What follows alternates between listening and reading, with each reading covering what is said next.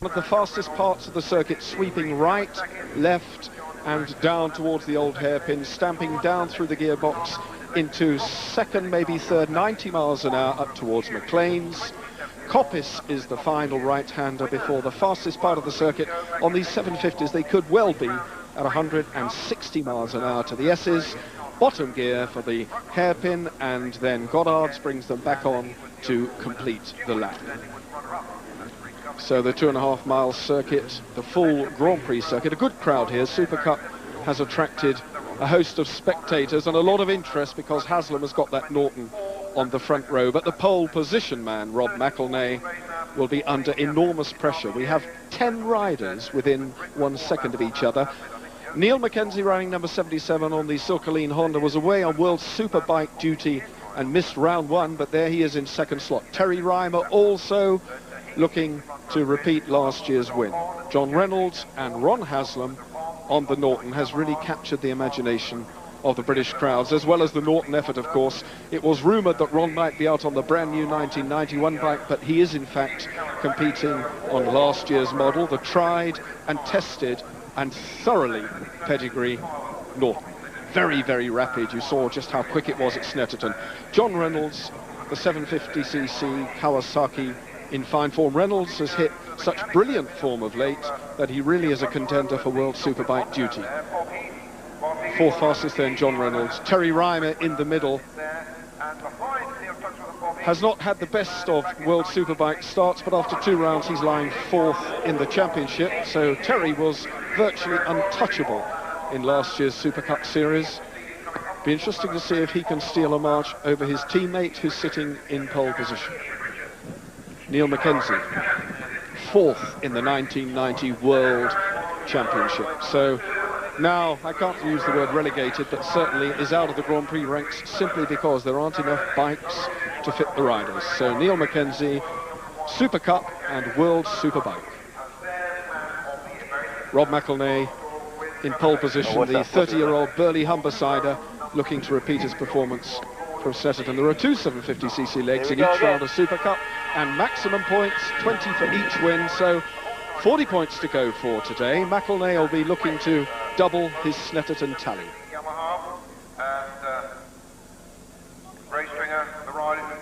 So behind them a whole host of talent all the way back, as I say, 10 riders within a second of each other. This really is going to be a scrap.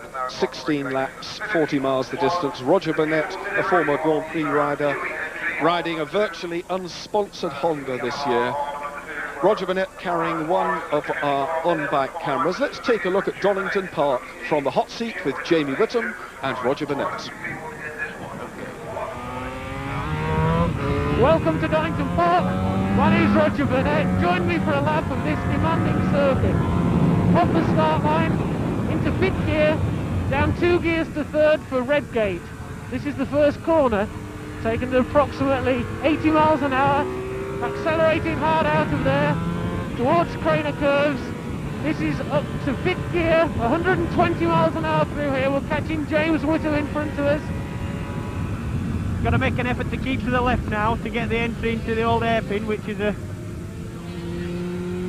about 100 miles an hour, right hand corner. Then just about getting to top gear before the first part of Starkey's Bridge. Then the second part, and again try and keep over to the left to get a good entry into McLean's, down 2 gears into 3rd again, and accelerate hard. This perhaps the most difficult corner on the course, Coppice, up over the brow of the hill there, and then into a double apex corner, a very important corner to get onto the back straight very quickly. You can see the Dunlop Bridge there. The front wheel goes a little bit light going under there before going onto the brakes very hard and down into 1st gear for this chicane. A left and right sequence of bends this. The slowest, one of the slowest parts on the track. Accelerating out of there, 2nd, 3rd, 4th gear, 100 miles an hour. Heavy braking again and down to 1st gear once again. Donington Park is very, very hard on the brakes. Braking from high speeds down to low speeds. One after the other. Accelerating 2nd, 3rd, 4th, and again, heavy braking from 4th gear down to 1st gear for Goddard's loop, which leads back onto the start and finish. Thank you for joining me. That's Donington Park. They make it look so easy, don't they? Donington Park then at the very capable hands of Roger Burnett and Jamie Whittam. Riders now completing the warm-up lap. They'll be filing round out of Goddard's to line up. And an interesting second row. Let me just take you through who's on the second row. Jamie Whittam, one of our cameramen. Brian Morrison, the Honda man. I beg your pardon, Yamaha man. Then Ray Stringer. Ray Stringer, riding number 17, has just had 3 wins from 3 starts at Mallory Park. Unbelievably quick. So, the grid across the front row. McElnay on pole. Mackenzie, Terry Reimer, John Reynolds on the Kawasaki, and Ron Haslam on that very, very quick black Norton. Haslam's teammate Trevor Nation, riding number 3, is on the second row. So there are 2 Nortons in there, but the front row, 2 Yamahas, a Kawasaki, a Norton, and a Honda. So a real mixture of machinery. 16 laps the full distance, 40 miles of Donington Park. Steve Parrish is alongside me to give you the rider's eye view, and I'll call Steve into the action just as soon as we get these 40 riders safely round Redgate. And away they go. Huge wheelie by number 77, Neil Mackenzie, in the middle of your picture, but it's John Reynolds taking the wide line into Redgate. Teammate number 33, Tim Bourne, was also well in the frame. As the tail enders sort themselves out, safely round into Craner Curves then. It looks as though Reynolds, number 6, has hit the front. Mackenzie slotted into second. The Norton is in 4th, I can see. So Steve, a good start by John Reynolds. He really was away like a rabbit. Yeah, John's got a flyer at the start off the line. It's all about coordination of revs and clutch engagement. Rob McElnay also got a good start. He's running in 2nd position at the moment, but no doubt Reynolds is just going to try and go as hard as he can for this next lap. See if he can pull out any distance on McElnay. 16 laps then the distance, I remind you, so a long way to go, 40 miles in total, but already John Reynolds, number 6, on the 750cc Kawasaki, and one retiring now, number 12, that's Steve Williams. Now that's a great pity. Steve Williams is in 4th place in the championship, so no points in leg 1 for Steve Williams. Reynolds then leads in 2nd place, number 8, Rob McElnay. McElnay is just, as you can see, right closing up on the brakes there. So the Yamaha very much in touch, but Reynolds has gone from strength to strength. 600cc Super Cup winner in 1990. Since putting his leg across the 750, he has never looked back.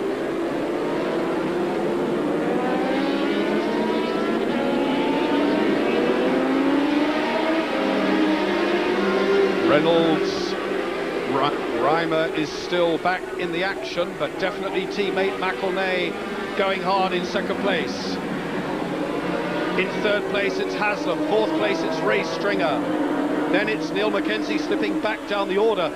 Neil Mackenzie, Steve, doesn't seem to be in the same sort of league as these top 2 or 3 at the moment. He had a bit of a bump, did he not? Yeah, he's had a really bad start to the year. He fell off at the World Superbike round in Jarama at Spain, had got concussion, and he's been off the pace, but he put in a storming lap to qualify 2nd fastest during the time qualifying, and so I really expect to see Neil Mackenzie back on the pace, and I think he's now currently in 4th, 5th position, so he's coming through pretty nicely.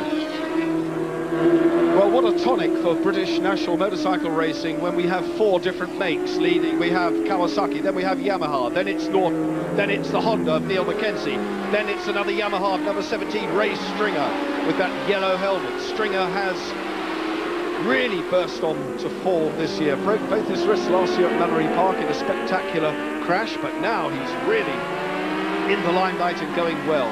One of the stars of the transatlantic races 2 weekends ago, Stringer, but look at Mackenzie. Look at Mackenzie on the inside, a daring move, and Trevor Nation is there as well. Well, everybody breathed in there, Steve. There wasn't much room. No, like any other form of racing, if you can just get your nose in front. Neil Mackenzie, a nice manoeuvre. He took the inside line, forced his way through. Now I think you'll see him making inroads in on Ron Haslam now. He's got the bit between his teeth. head down under the screen. Neil Mackenzie's actually riding the bike that will be raced by Nick Jeffries in the TT in 3 weeks' time, so it's a brand new machine Neil Mackenzie's riding here today. Well, the TT, of course, the big true road classic, the annual event which so many of the riders love, and by the same token, an awful lot of them don't like at all. They just don't go to the Isle of Man, but that bike will be going there. There's Tremination number 3, right with him. Last year's Supercup 750 winner, Terry Reimer, is right on the back wheel of Tremination. So Terry Reimer now, the 24-year-old South Londoner, lying 4th currently after 2 rounds of the World Superbike Series, is thrusting up past. He's past Ray Stringer, and he's now having a go at Tremination, who in turn is trying to wind in Neil Mackenzie again.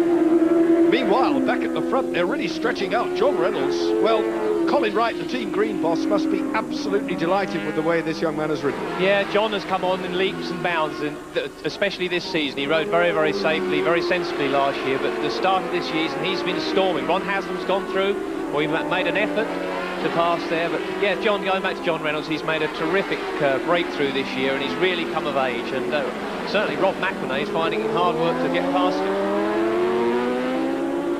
88.62, John Reynolds, McElnay and Haslam. So Haslam is really stalking, and don't forget Ron Haslam at 34 years of age, almost a veteran in this class of motorcycle racing, but he lives just down the road, and if Ron is going to win anywhere, I suspect it's going to be at Donington Park, because he knows the circuit intimately and has done an awful lot of testing and development here over the years. In fact, he's passed McElnay now up into 2nd. So Ron Haslam and Rob McElnay, the 2 sparring partners from round 1 at Snetterton, are at it again, but this time it's for 2nd and 3rd place, because out in front is 27-year-old John Reynolds from Nottingham. Yes, it was a classic example. You saw the superior power of Norton. Haslam came out of Goddard's corner onto the start and finish straight. Out-accelerated McElnay down to Redgate and nipped through on the inside. Now he'll be chasing very hard for John Reynolds. And Rob McElnay has a twitch there. You saw the rear end of the machine just break away. Slight loss of traction caused it to buck and weave. Well, let's talk about tyres just for a second, Steve. I mean, 16 laps around here, 40 miles, not likely to give any problems on tyres. Well, that's not necessarily true, because each rider out there, whether he be on Pirellis or Dunlops or Michelin tyres, will all be going for the softest possible compound tyre, because you want the ultimate grip. And a lot of the riders, it's a 16-lap race, and those tyres won't be a lot of good after 16 laps, because if you go for a harder tyre, then you obviously lose a certain amount of traction.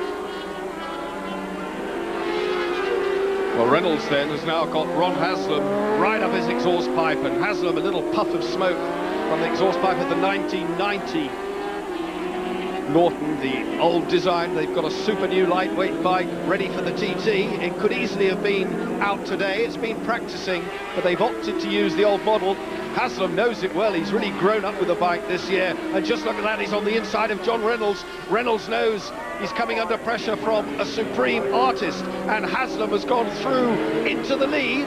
He's showing them the way round. So Ron Haslam now has gone past John Reynolds to lead here at Donington, the first leg of the 750s, and with 5 laps completed, or rather on lap 5, they still have an awfully long way to go. Reynolds not giving up. He's fighting back. The former motocrosser from Nuttall in Nottingham in 2nd place is still charging.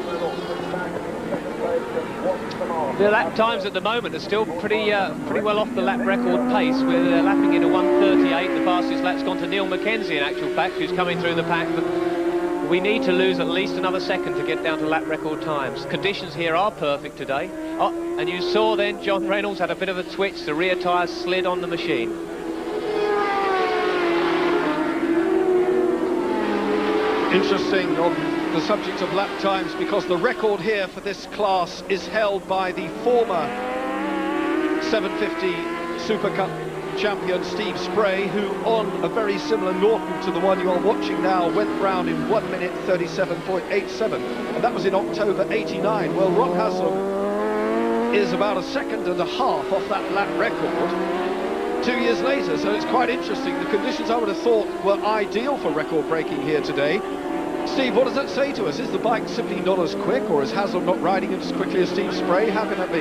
It's very difficult to say, but there was a fairly long distance car race here last weekend. Possibly there's rubber on the track. You can never be quite sure what the track conditions are like.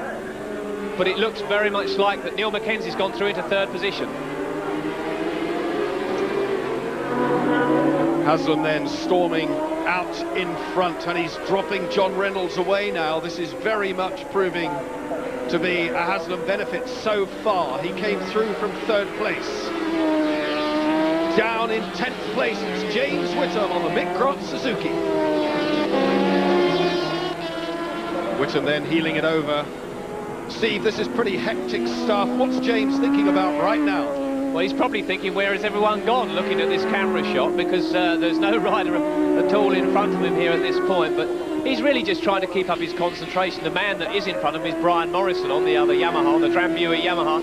But there's Jamie. He's just trying to keep up his concentration. It's very difficult. You have to be within inches to have a correct line. There's no point of being a yard out of line, because the machine is just, you're not lapping and not going around the corners fast enough. So it's really very, very precise. Well, I think to quote team boss Mick Grant, he says that Jamie now has his head into gear. He's back on the Suzuki that he had so much success with for 2 or 3 seasons and riding it well. And I think it's just a question now of Mick bringing Jamie on again and getting him back up the front where he belongs. Yeah, he lost a certain amount of confidence last year. He had a few tumbles. And there's no doubt over the Easter weekend, James Whitham was back to his old self. But he's been left a little bit behind here today. And I don't know, maybe they need to find a bit more speed from the Suzuki. Jamie Whitham then, as Steve Parrish said, having a very lonely outing. He's trying desperately to close down the gap. Morrison has ahead of him, but that's the length of the start. Finish straight, and a long, long way between Morrison and Whitham. Back at the front of the action, however, equally strung out now, Ron Haslam really screwing the neck of the Norton. Up to second place has gone Neil Mackenzie, pulling Terry Reimer with him in third. So Rob McElnay is now slipping down the order. The battle very much alive now, and that says it all. Terry Reimer has put in a quick lap. He needs the points. He didn't score anything at Snetterton because he wasn't there.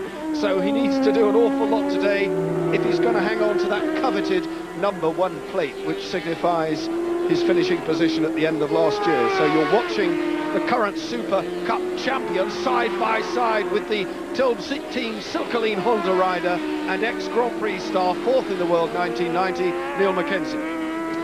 I know for a fact that Terry Reimer has gone for a softish tyre, so he'll be really trying at the early stages. And possibly we might see him slowing towards the end, but he's got the fastest lap and he's down to a 1:38.33, which is coming much closer to the lap record. In fact, he was the fastest British rider here at the World Superbike event at the beginning of the year, so I can expect to see Terry Reimer passing Neil Mackenzie shortly. Well, Terry had a couple of wins in World Superbike last year in New Zealand. That really finished off his 1990 season in style. And Neil Mackenzie, of course, was drafted into the factory Suzuki team to replace the injured Kevin McGee halfway through the season.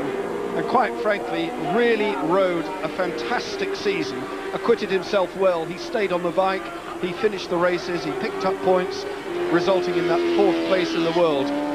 Then at the end of the season, Neil Mackenzie found himself literally without a ride. It is a very cruel world at the top level of motorcycle racing, so he had no alternative but to focus his attention on the UK domestic scene. Honda were very quick to snap him up and sign him up for World Superbike duty and Shell Super Cup in the UK, obviously realising the potential of the Scot. So Mackenzie it is then in second place, just fighting off and only just a very determined challenge from Terry Reimer. Trevor Nation has brought the other Norton into 4th, pushing Ray Stringer behind him. Rob McElnay is down to 6th. Steve, any ideas on the reason for that? No, I have no ideas whatsoever, but obviously Rob McElnay does have a problem. Now I think we're possibly going to see Terry make a move here. He's got to run out of the S's. He'll be trying for the inside line as they go into the old hare, down into the Melbourne loop. He's got on the inside, yes, just as I expected. Outbrake Neil Mackenzie. Now he'll be trying to pull the bike down tight and accelerate as hard as he can.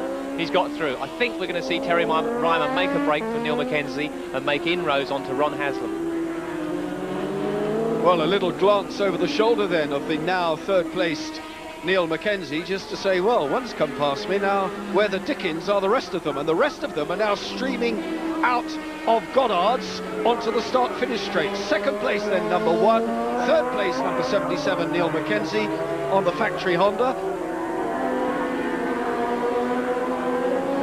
I'm looking now to see where Reynolds has gone, right out of the reckoning, so... Yes, it's certainly taking its toll. John Reynolds has disappeared with a mechanical problem. Rob McElnay's dropped back down through the field. Well, we didn't see the going of John Reynolds, but we're now looking at the gap between Terry Reimer and Ron Haslam, nearly 3.5 seconds. So it'll be interesting to see if Terry Reimer can pull the advantage closer. They're going up towards Coppice. This is the right-hander of Coppice onto what is the fastest part of the circuit. Haslam will be tucking in his knees, his elbows, hunching down behind the perspex, winding the Norton up to something in the region of 160 miles an hour under the bridge, pulling a little wheelie as the front just pops over the rise. And the other Norton looming large now behind Neil Mackenzie. This is the battle for second and third place. Terry Reimer is getting away, but is he closing on Haslam? Well, he's got a considerable amount of laps to make that, to close in on that gap. These machines weighing 165 kilograms. If they open the throttle too quickly, they would turn them over backwards. That's the sort of performance and power they have. Terry Reimer was telling me earlier on that under the Dunlop bridge, if he was to keep it flat out in 6th gear, it would loop over backwards. That just gives you an indication of how fast and how powerful these machines are. Well, 750cc V4, so 4 cylinders set in a V configuration, 2 stick out in front and 2 stick up a little more vertically under the tank, as it were. Carburetors situated between the middle, so down in the V there are 4 carburetors, each pumping the fuel and the air into the motor, delivering an enormous amount of brake horsepower, and it takes a lot of handling. The black Norton, however, very different kettle of fish. That's the rotary engine, which has been developed by Norton, and they've been working on that really over the last 15 years. It's now come to fruition in the last 2 seasons and has really captured the imagination of British spectators, increasing the crowds at national road race meetings, and of course captured the imagination of the television audiences, because to see a British bike at the front of a British race in the hands of such a firm favourite as Ron Haslam is really a sight to behold. Terry Reimer then still in second. The gap, 2.47 seconds, so it's coming down. It was 3.41 the last time we looked. Reimer's on the charge, still a long way to do it. We're not taking any bets, but it's a distinct possibility. Yeah, I think there is a possibility. He's taken a second out of Ron over the last 2 laps. We've still got a lot of laps to go, so I think that, in fact, we have 6 laps left. So if Terry Reimer can take out half a second a lap on Ron Haslam, then he's in with a real good chance. But it's one thing catching a rider in front, it's another thing passing them.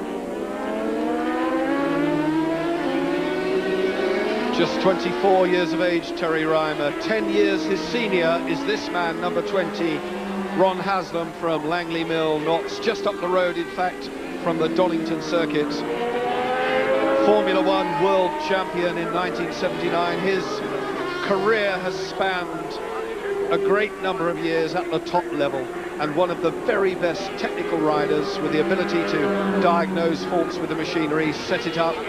His talent has been sought after by many a factory team. In fact, he's had many years on the Grand Prix circus, and this is really his first season back in national racing, but he's having so many tastes of victory. I have to have a sneaking feeling that Ron Haslam hasn't enjoyed a season so much. Just look at the way he sides past the tail enders. Haslam really going, he's not yet on the limit. I've seen him ride harder than this, but he's moving at a fair pace.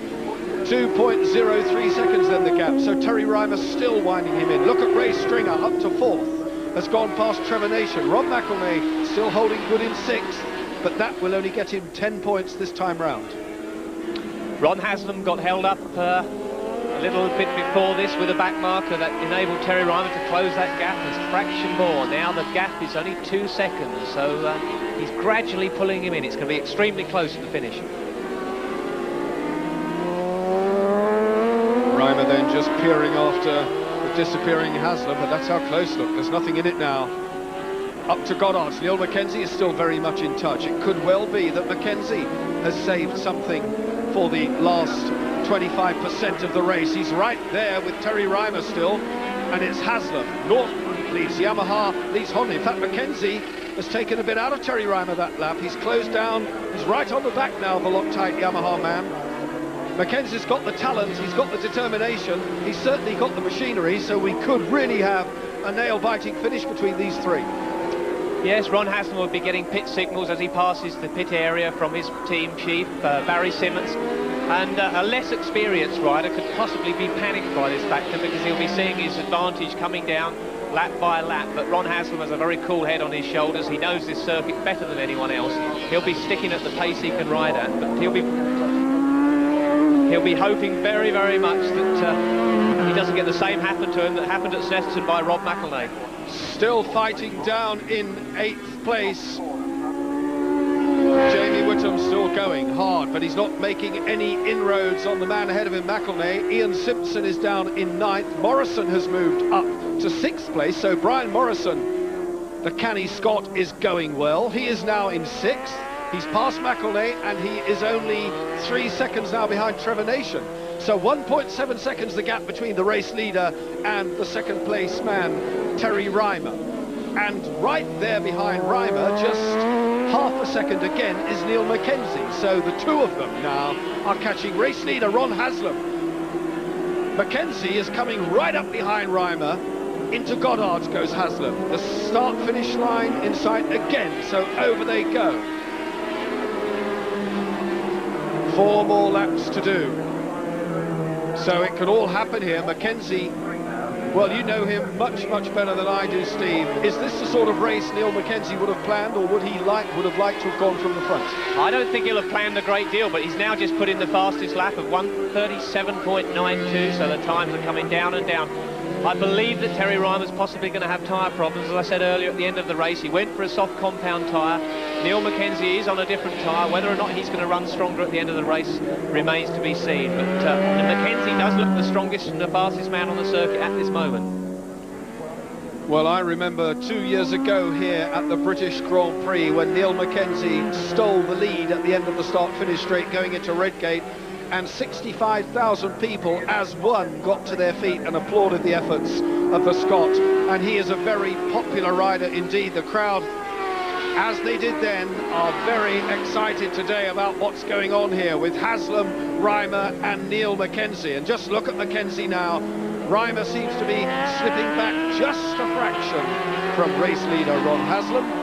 And Neil Mackenzie almost has him within his clutches. Ray Stringer still in 4th nation. And look at Brian Morrison. 6th place for Brian Morrison on the Drambuie Yamaha. So good for Morrison. He's moved up from a very lowly start and a not too good start line position. So he's fought hard. Tailenders then ahead of Haslam now, Reimer and Mackenzie. Yeah, Ron Haslam has picked up a back marker in an awkward part of the course. He's passed him safely. Terry Reimer will be extremely keen to get past down the straight, because if you catch a back marker in the middle of a corner with 3 laps to go, this could slow him down no end.